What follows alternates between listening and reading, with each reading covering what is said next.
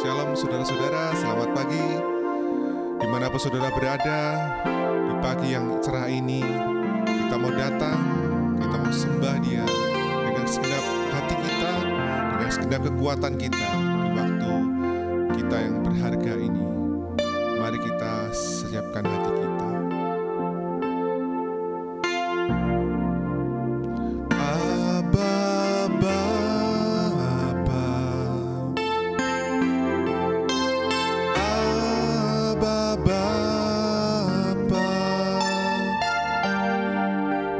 Kau segalanya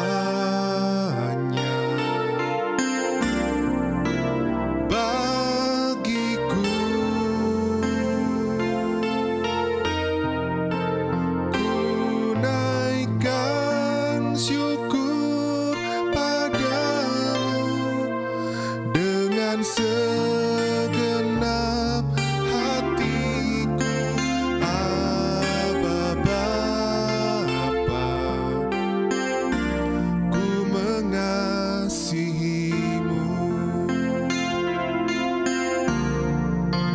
Abba Bapa, Abba Bapa, Kau segalanya bagiku, ku naikkan syukur padamu dengan segenap hatiku. Abba Bapa, ku mengasihimu. Abba Bapa, Abba Bapa, Abba Bapa,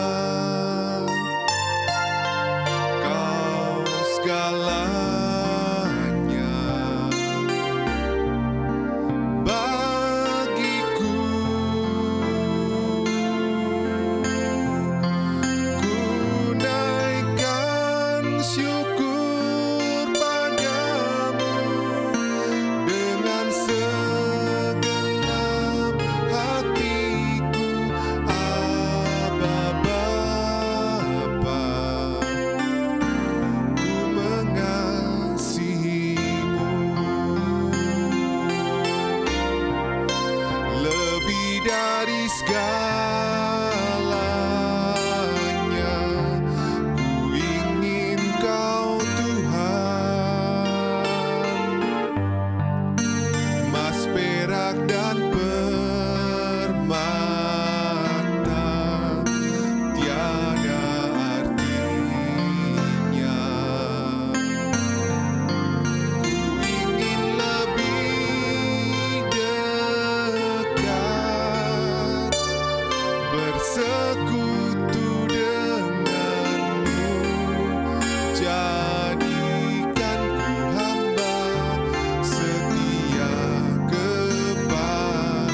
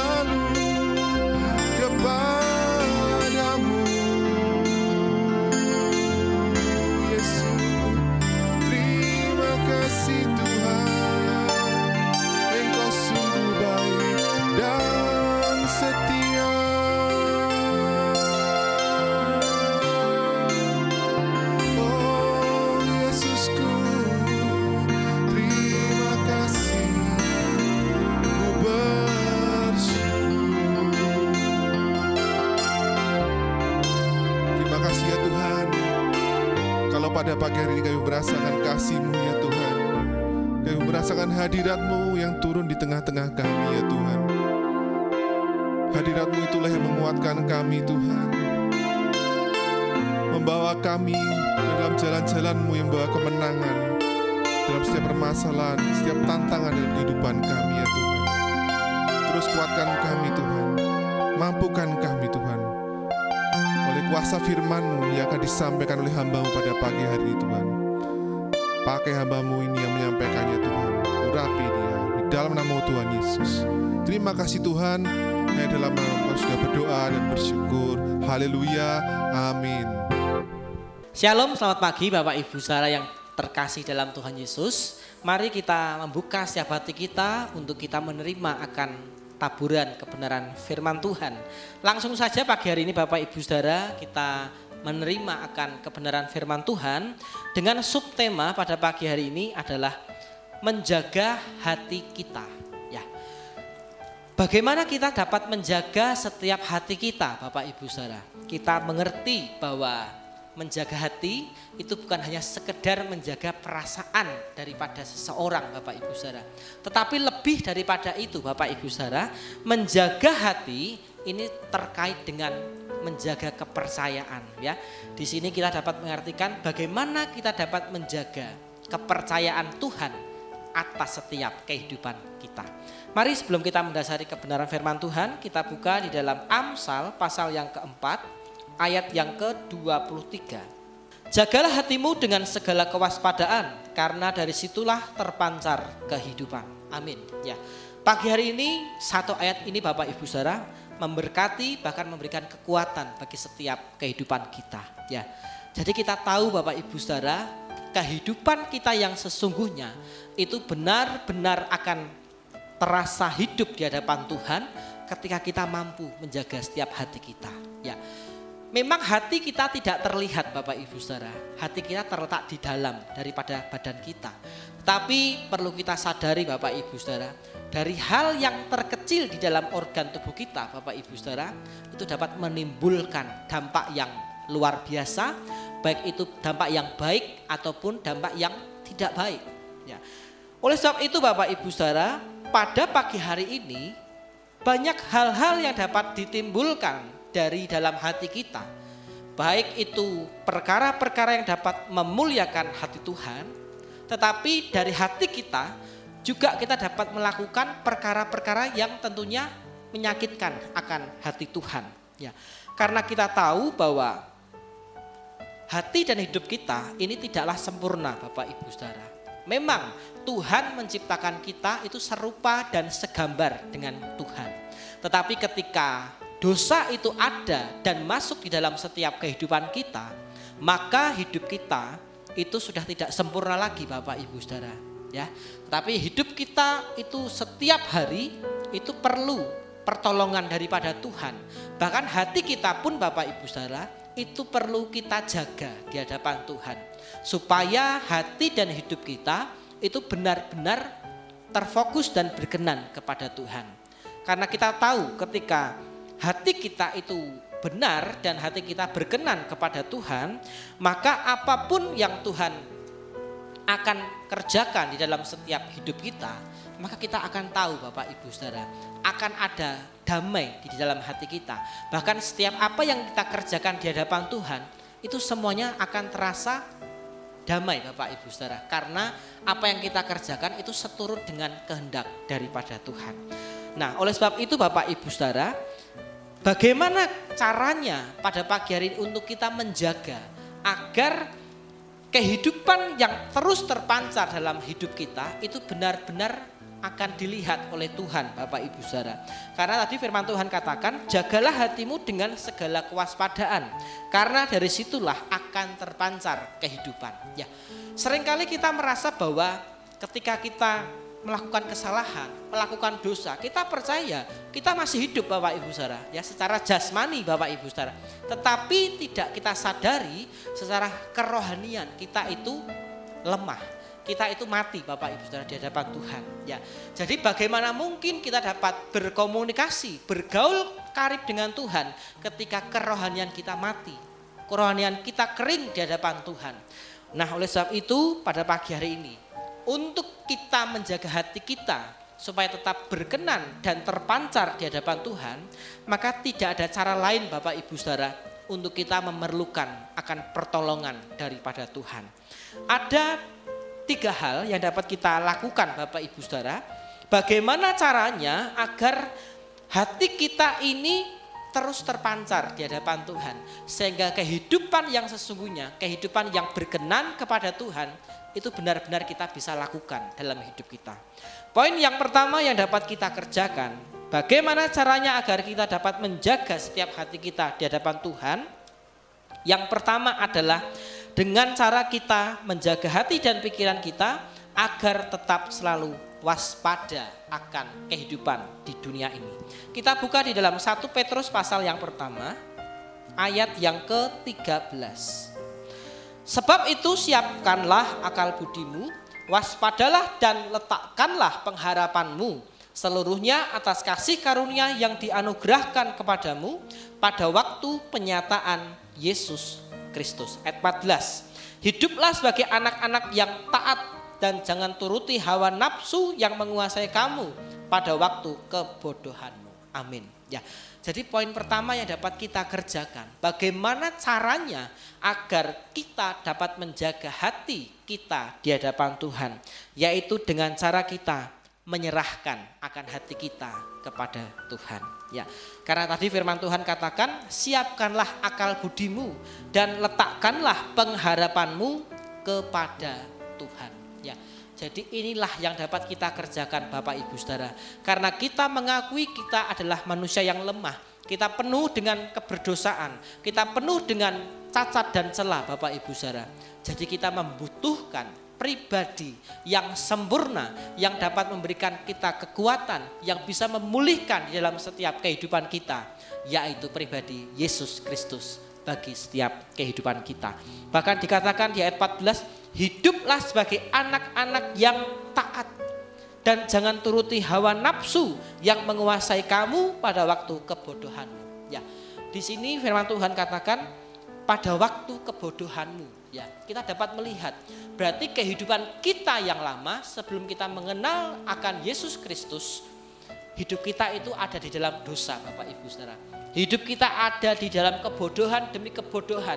Tetapi berbeda ketika Yesus itu masuk dan tinggal di dalam setiap hati dan hidup kita, maka pengharapan itu kembali terpancar dalam kehidupan kita.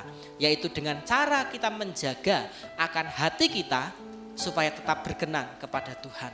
Ketika hati kita berkenan kepada Tuhan Bapak Ibu Saudara, maka kita akan melihat janji-janji daripada Tuhan itu akan digenapi di dalam setiap kehidupan kita.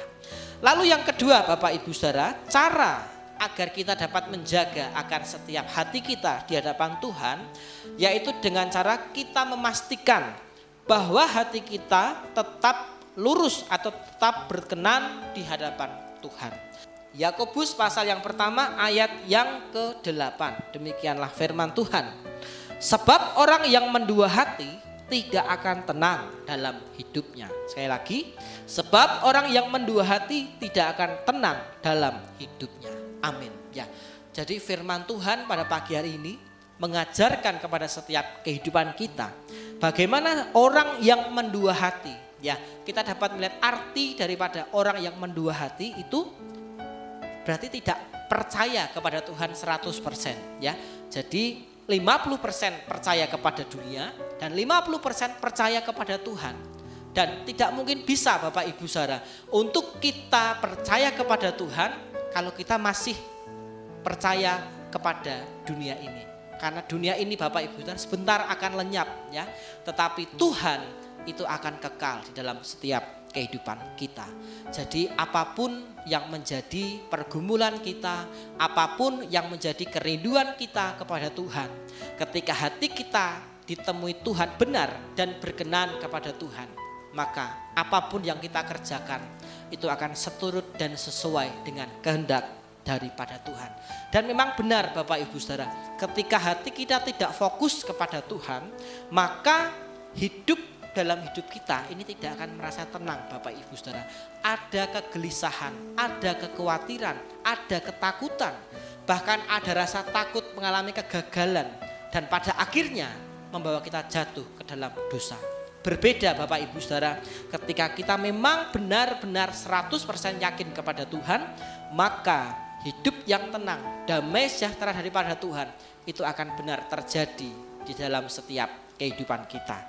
Jadi ketika kita fokus kepada Tuhan Bapak Ibu Saudara, pada pagi hari ini kita akan dapat melihat karya-karya Tuhan yang sempurna yang akan dinyatakan Tuhan di dalam setiap kehidupan kita.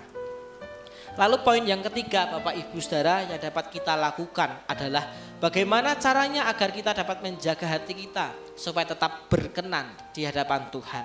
Yang ketiga adalah kita melakukan pemurnian hati kita di hadapan Tuhan.